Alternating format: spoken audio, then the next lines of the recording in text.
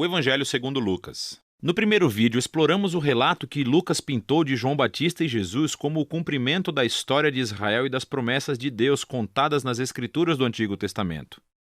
Nós vimos como Jesus começou a sua missão e trouxe as boas novas do reino de Deus aos pobres de Israel, às pessoas de baixo status social e às pessoas forasteiras. E Jesus ensinou que o seu reino é um reino invertido. É uma inversão de todos os nossos valores sociais comuns. Essa sessão culminou com Lucas nos mostrando como Jesus era um novo Moisés, que estava prestes a trazer um novo êxodo através da sua morte em Jerusalém.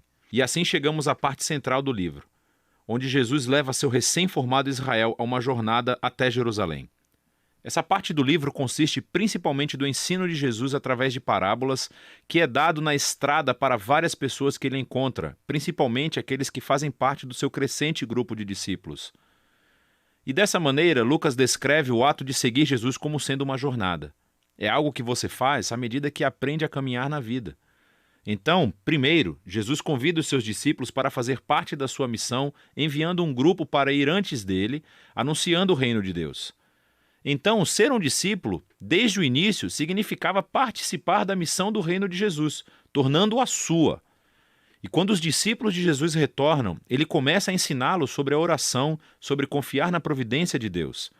E, na verdade, são nesses capítulos de Lucas que Jesus fala mais sobre dinheiro, posses materiais e generosidade do que em qualquer outro lugar dos seus ensinamentos.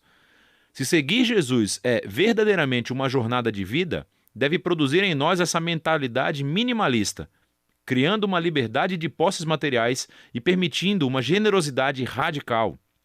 Outro tema importante nesses capítulos é a missão contínua de Jesus aos pobres. Então, enquanto viaja, ele continua formando seu novo Israel e encontra todas essas pessoas que estão doentes ou cegas. Ele se encontra com samaritanos, que são inimigos do povo judeu, e notoriamente Zaqueu, um homem que é judeu, mas que lidera a cobrança de impostos para os romanos. Todos esses forasteiros sociais encontram Jesus e são transformados por esse encontro. E assim, eles se juntam à comunidade do reino, que Jesus descreve como uma grande festa de banquetes. Ele está aqui para buscar e salvar quem está perdido, e celebra quando as pessoas descobrem a misericórdia de Deus. Mas nem todo mundo na festa está feliz. Lucas inclui várias histórias de Jesus em banquetes com os líderes de Israel.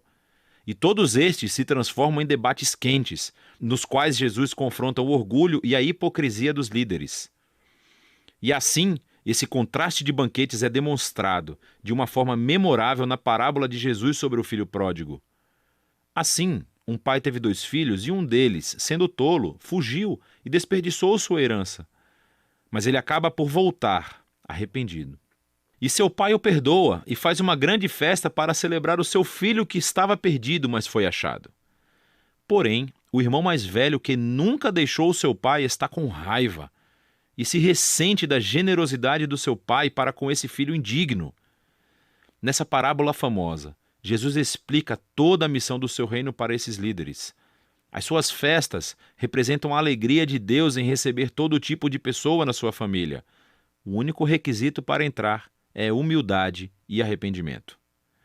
E isso destaca a tragédia que existe entre os líderes de Israel, que rejeitam Jesus e sua comunidade do reino invertido. E isso aumenta a resistência que eles já tinham a Jesus. E, finalmente, ele chega a Jerusalém para a Páscoa. Quando se aproxima da cidade, ele começa a chorar.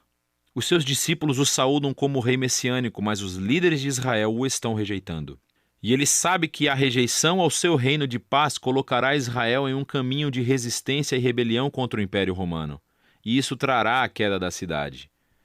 E é essa destruição de Jerusalém que Jesus simbolicamente encena quando ele entra tempestivamente no templo e acaba com os vendedores de animais. Ele interrompe o sistema de sacrifícios. Ele diz que este local de culto se tornou um covil de rebeldes e será destruído. Agora, esse ato, naturalmente, gera toda uma série de debates entre Jesus e os líderes de Israel, todos levando à predição de Jesus de que os exércitos romanos um dia cercarão a cidade. Irá destruí-la, assim como o templo, e no espaço de uma geração. Com isso, Jesus se retira com seus discípulos para celebrar a refeição da Páscoa. É a refeição simbólica anual sobre a libertação de Israel da escravidão através da morte do Cordeiro. E assim, Jesus transforma o pão e o vinho da refeição em novos símbolos sobre esse novo êxodo. O seu corpo ferido e o seu sangue derramado trará libertação para o Israel renovado de Jesus. Depois da refeição, Jesus é preso e examinado perante os líderes judeus e depois levado a julgamento como alguém que afirma ser rei. E Lucas enfatiza a inocência de Jesus. Pilatos, o governador romano, afirma que Jesus é inocente 3 vezes antes de ceder. Mesmo Herodes, o governador da Galileia, não encontra nada para acusar Jesus. Mas os líderes finalmente obrigam Pilatos a crucificá-lo, e ele assim o faz. Mas mesmo em sua morte dolorosa, Jesus incorpora o amor e a misericórdia de Deus que ele tanto ensinou. Ele oferece o perdão de Deus aos soldados quando eles o crucificam. E quando um dos criminosos executados ao lado de Jesus percebe quem ele realmente é, ele diz: "Lembre-se de mim quando entrar no seu reino." E as últimas palavras de Jesus são uma oferta de esperança para um criminoso humilhado. "Hoje você estará comigo no paraíso." E assim, com esse último ato de generosidade e bondade, Jesus morre. Seu corpo é colocado em um túmulo. E no primeiro dia da semana, alguns dos discípulos de Jesus vêm ao túmulo e o encontram vazio. E há 2 figuras angelicais dizendo que Jesus está vivo, que ele ressuscitou dos mortos. E eles vão embora surpreendidos. É bem aqui que Lucas conta uma de suas mais belas histórias. 2 dos discípulos de Jesus saem de Jerusalém para uma cidade chamada Emaús e estão de coração partido com a morte de Jesus. De repente, Jesus está lá, caminhando ao lado deles, mas eles não o reconhecem. Ele pergunta por que estão tristes. E eles falam sobre todas as suas esperanças de que Jesus teria sido o único a redimir Israel, mas que agora ele está morto. E foi tudo em vão. Mais tarde, quando Jesus come uma refeição com esses 2, ele quebra o pão para eles, assim como o fez na refeição da Páscoa. E é nesse momento que eles o reconhecem, e ele então desaparece.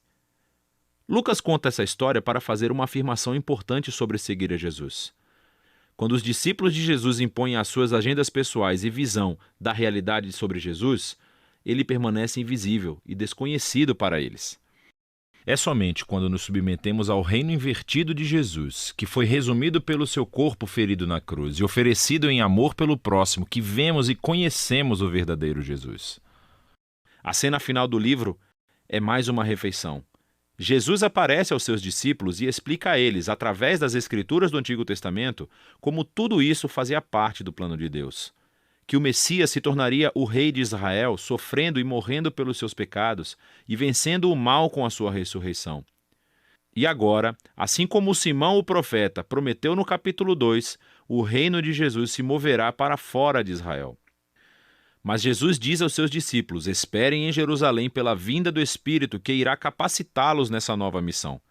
E isso, é claro, leva você até o 2º volume de Lucas, o livro de Atos.